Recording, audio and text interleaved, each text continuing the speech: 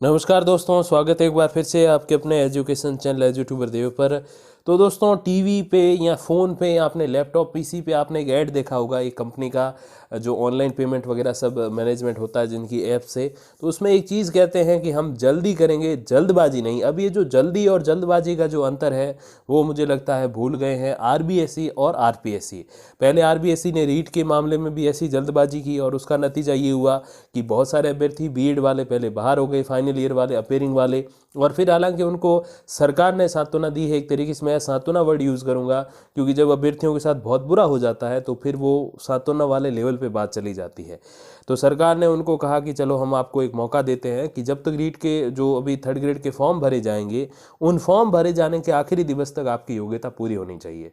तो वहाँ तो चलो वो क्लियर हो गया, लेकिन वहाँ समस्या ये रह गई कि जो रीट की मार्कशीट जारी हुई है, जो रीट के सारे अंक जारी हुए हैं, उसमें कई सारे ऐसे अभ्यर्थी हैं जिनके 70% बन रहे थे, 80% बन रहे थे, उनके 70 या 80 नंबर ही बन रहे हैं। तो ऐसे बहुत सारी प्रॉब्लम्स आई। हालांकि उसके बारे में एक लिंक भी शुरू किया गया ऑफिशियल वेबसाइट पे, तो बहुत सारी चीज़ें की गई। इसके बजाय ये करते कि 1 महीना ना लेके 2 महीने ले लेते और ये सब कुछ ठीक से करते, तो मैं समझता हूँ अभ्यर्थियों को कोई परेशानी नहीं होती। लेकिन उससे आरपीएससी ने बिल्कुल भी सीख नहीं ली और आरएएस प्रीलिम्स के रिजल्ट में जल्दबाजी की, और उस जल्दबाजी का जो खामियाजा है वो अब अभ्यर्थी भुगत रहे हैं। जी हाँ, हालांकि मुझे ये लगा कि आरपीएससी कहीं ज़्यादा मैच्योर है भर्तियां करवाने के मामले में आरबीएससी से, लेकिन ऐसा नहीं है। जब मैंने पिछले वीडियो में बोला भी था कि चलो जल्दबाजी नहीं की है, जल्दी की है, अच्छी बात है, लेकिन अब ये अच्छी बात खराब होने जा रही है, क्योंकि आरएएस प्रीलिम्स 2021 के रिजल्ट में आरपीएससी ने एक ऐसी ही खामियां जो है छोड़ दी है। आज उसके बारे में हम बात करने वाले हैं। तो दोस्तों, इसमें ये दिक्कत हो गई कि अभ्यर्थियों के कट ऑफ से ज़्यादा नंबर है, फिर भी परिणाम में नहीं है रोल नंबर, क्योंकि आपको पता है नीचे कट ऑफ दी हुई है हर एक कैटेगरी और सब कैटेगरी की, और ऊपर दोस्तों दिए हुए है रोल नंबर। अब उसमें अभ्यर्थियों के जो है कट ऑफ से ज़्यादा नंबर है, फिर भी उसमें रोल नंबर नहीं है। अब देखिए, इसका एक रीज़न तो ये होता है कि नीचे वो ऐसा स्टार दे के लिख लेते हैं कि चलो माननीय न्यायालय के अनुरूप हमने ये रिजल्ट रखा है या इन कारणों से हमने रिजल्ट रोका है, तो उसमें भी होता है। लेकिन न तो उसमें कुछ दिया हुआ है, न ही ऊपर रोल नंबर है, तो उनके कट ऑफ से ज़्यादा नंबर बन रहे हैं ऑफिशियल आंसर की के अकॉर्डिंग, फिर भी वहाँ पर क्यों नहीं है। तो यही परिणाम है दोस्तों जल्दबाजी का। जल्दी नहीं कह रहा मैं, जल्दबाजी कह रहा हूँ।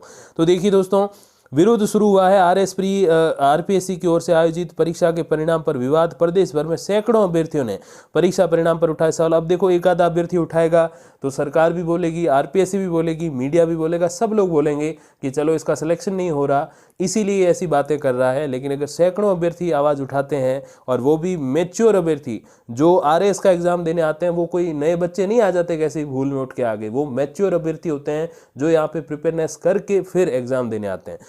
दोस्तों, आरपीएससी की ओर से हाल ही में आज जारी किया गया आरपीएससी प्री 2021 का परिणाम विवादों में आ गया है।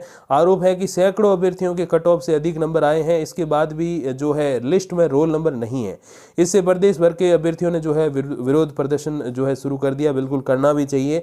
अभ्यर्थियों का कहना है कि आरपीएससी की ओर से आंसर की जारी की गई, इसमें नंबरों का आकलन किया तो कट ऑफ से अधिक अंक आ रहे हैं। अभ्यर्थियों का आरोप है कि एकाध अभ्यर्थी के साथ ऐसा हो सकता है, लेकिन प्रदेश भर में सैकड़ों अभ्यर्थी इससे पीड़ित है, ये कोई संयोग नहीं है।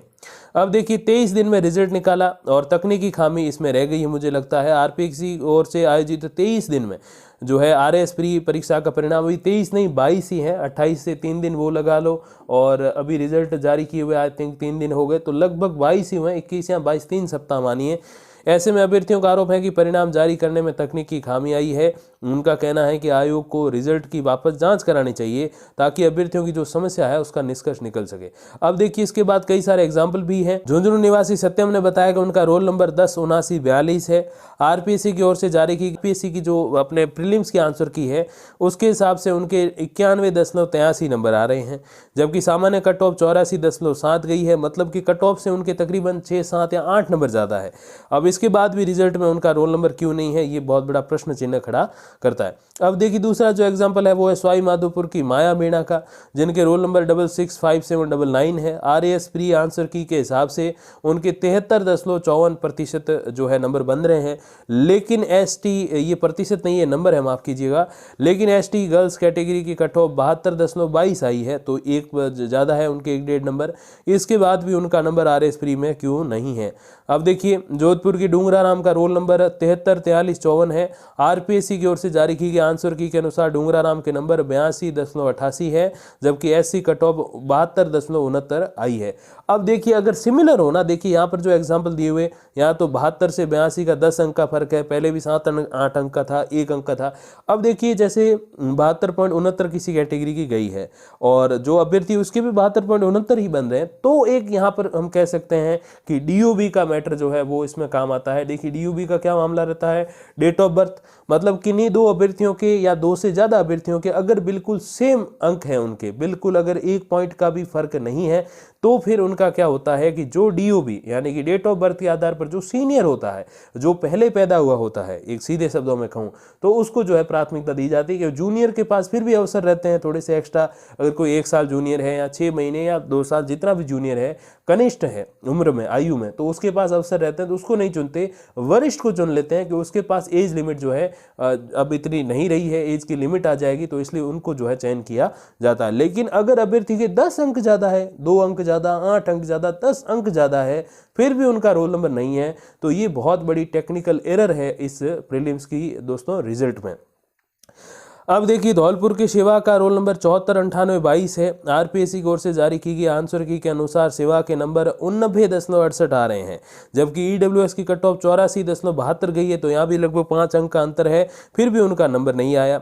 अब ये सारी जो दिक्कत है इस पे जो है, अब देखिए जो ऑफिशियल्स जो है उन्होंने तो कुछ कहा नहीं है, लेकिन अपने जो युवा हल्ला बोल के जो अध्यक्ष है इरा बोस, और ये हो गए उपेंद्र यादव हो गए, ये काफ़ी सारे जो है ऐसे लोग हैं जो थोड़ा सा बेरोजगारों के हितों की बातें करते हैं।